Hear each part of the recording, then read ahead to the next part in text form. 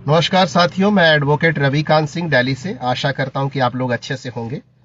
अभी 3-4 दिन पहले की एक न्यूज आई है जो साइबर क्राइम से रिलेटेड है। दिल्ली, साउथ दिल्ली के अंदर ग्रेटर कैलाश इलाके की, ग्रेटर कैलाश पार्ट 2 की, जिसमें 2 सीनियर सिटीजन फॉरेन में जीवन भर काम कर कर अपनी मेहनत की कमाई लेकर वापस इंडिया में, दिल्ली में आए और अपने रिटायरमेंट की बाद की जीवन खुशी खुशी व्यतीत कर रहे थे। अचानक से कुछ साइबर क्रिमिनल का कॉल आता है उनके मोबाइल नंबर पे। पुलिस वाला बनकर, नकली पुलिस वाला बनकर कॉल करता है और बोलता है कि आपके नंबर से काफी अश्लील कॉलें हुई हैं और आपके ऊपर मनी लॉन्ड्रिंग का भी केस हो रखा है, आपके ऊपर रजिस्टर्ड है एफआईआर। मैं मुंबई पनवेल पुलिस स्टेशन से बोल रहा हूं। आपको इस सिलसिले में मुंबई आना पड़ेगा। अब ये ठहरे सीनियर सिटीजन दोनों, हस्बैंड वाइफ। इन लोगों ने मना किया जाने से कि हम उतना दूर तो अभी नहीं आ सकते हैं, हम लोग बीमार हैं, फिजिकली फिट नहीं है, हमारी ट्रीटमेंट चल रही है एम्स में। तो उन्होंने बोला कि राइटिंग में रीजन दो कि आप वहां क्यों नहीं आ सकते, और फाइनेंशियल सारी डिटेल्स, पर्सनल डिटेल्स, जो भी उनका इन्वेस्टमेंट से रिलेटेड डिटेल्स है, वो सब पुलिस वाला मांगने लगा, नकली पुलिस वाला बनकर, वो फेक पुलिस वाले, जो कि ऐसा होता नहीं है आम। मैं आपको बताऊं आगे। फिर उसके बाद उनसे अलग अलग अकाउंट में पैसा ट्रांसफर करने को बोला गया। ऐसा होता नहीं है। उनको बोला गया कि आपके पैसे की वेरिफिकेशन होगी, फिर उसका सारा पैसा आरबीआई के थ्रू आपको वापस मिल जाएगा। फिर वो अलग अलग 2 लाख 2.5 लाख करके, जो विक्टिम थी महिला, जो सीनियर सिटीजन है, उन्होंने पैसे ट्रांसफर किए।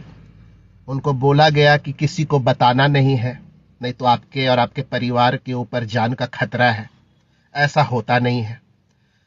फिर सारा पैसा लेने के बाद उनको बोला जाता है कि आप नियर बाई पुलिस स्टेशन में जाइए, जो कि सीआर पार्क था। सीआर पार्क पुलिस स्टेशन में जाइए और वहां पुलिस वाले से बोलिए, वो आपको मदद करेंगे आरबीआई से पैसा वापस करवाने में। इसमें बहुत सारे क्लूज थे जो मैं न्यूज सुनने के बाद समझ रहा था। लेकिन अमूमन देखिए क्या होता है कि जो सीधे साधे भोले भाले लोग होते हैं, भले ही पढ़े लिखे हो, और खासकर सीनियर सिटीजन जो जीवन भर बाहर रहे और अभी बीते कुछ वर्षों से इंडिया में, दिल्ली में रह रहे थे, दोनों हस्बैंड वाइफ अकेले थे, सीनियर सिटीजन थे, भोले भाले लोग थे, ऐसे ही लोगों को साइबर क्रिमिनल्स जो है टारगेट करते हैं। सबसे पहली बात मैं आपको बताऊं, कभी भी आपके पास अगर ऐसा कॉल आता है, आपके पास या आपके परिवार में, आपके घर में कोई अगर सीनियर सिटीजन है, किन्हीं के पास भी, तो मैं कुछ तरीके बता रहा हूं।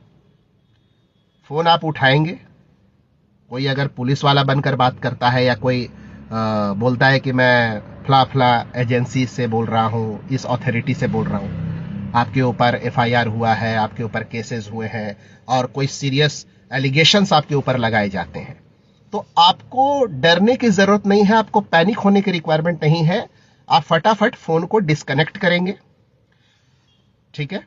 पुलिस कभी भी ऑनलाइन, फोन पे या वीडियो कॉलिंग पे आपसे कभी भी फाइनेंशियल डिटेल्स नहीं लेती है। पुलिस कभी भी आपसे फाइनेंशियल डिटेल्स या अकाउंट्स का, एफडी का, जो भी फाइनेंशियल ट्रांजैक्शन डिटेल्स है या पर्सनल डिटेल्स है, फोन पे कभी भी पुलिस वाले नहीं लेते हैं। ये आपको याद रखना है। पुलिस वाले कभी भी आपको ये नहीं ऑप्शन देंगे कि आपके ऊपर एफआईआर हुआ है, आप खुद आओ। अगर सच में एफआईआर आपके खिलाफ हुआ है तो पुलिस वाले खुद आके आपको अरेस्ट करेंगे। आपको ऑप्शन नहीं देंगे कि आपके खिलाफ एफआईआर हुआ है, आप मुंबई आए, और नहीं आ सकते हैं तो राइटिंग में आप मुझे बताइए कि क्यों नहीं आ सकते हैं, ठीक है। आगे उनको सुप्रीम कोर्ट के नकली प्रोसीडिंग्स में को भी अटेंड करना पड़ा, वर्चुअल, जो कि मैं ये बता दूं कि सुप्रीम कोर्ट कभी भी कॉमन पीपल से, कॉमन लोगों से व्हाट्सएप वीडियो कॉलिंग या फिर फोन वीडियो कॉलिंग के थ्रू कनेक्ट नहीं होती है। सुप्रीम कोर्ट कभी भी ऐसा नहीं करती है, ठीक है।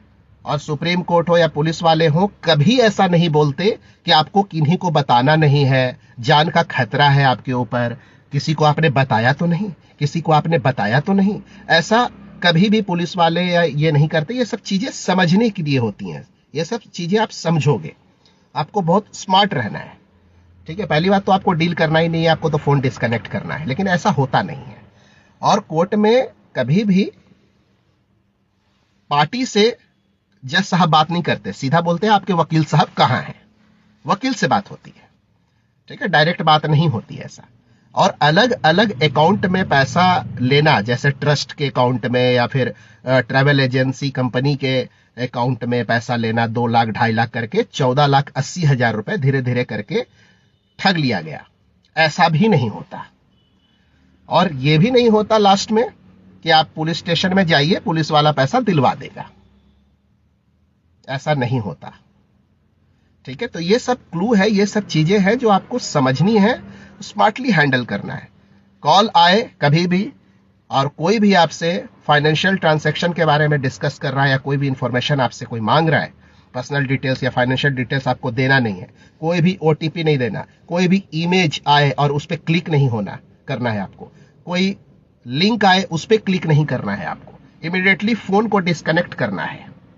और अपने परिवार को बताना है, ना कि छुपाना है। अपने परिवार को बिल्कुल बताएं और तुरंत पुलिस को रिपोर्ट करें, ये वारदात को पुलिस को रिपोर्ट करें और साइबर क्राइम हेल्पलाइन पे कॉल करें और इसको रजिस्टर्ड करें। यही तरीका है बचने का, ना कि उनकी बातों को सुनने का। और डिजिटल अरेस्ट नाम की कोई चीज नहीं होती है, जैसा कि इनके साथ, इन सीनियर सिटीजनों के साथ हुआ, जो 15 दिनों तक इनको डिजिटल अरेस्ट करके रखा गया। डिजिटल अरेस्ट नाम की कोई चीज होती ही नहीं है, कानून में है ही नहीं। तो ये सब चीजें आपको समझने की जरूरत है। आशा करता हूं कि इस वीडियो के माध्यम से कुछ क्लू आपको मिला होगा जो आपको आगे काम आ सकता है कभी। और इस वीडियो को ज्यादा से ज्यादा लोगों को शेयर करें। Thank you so much.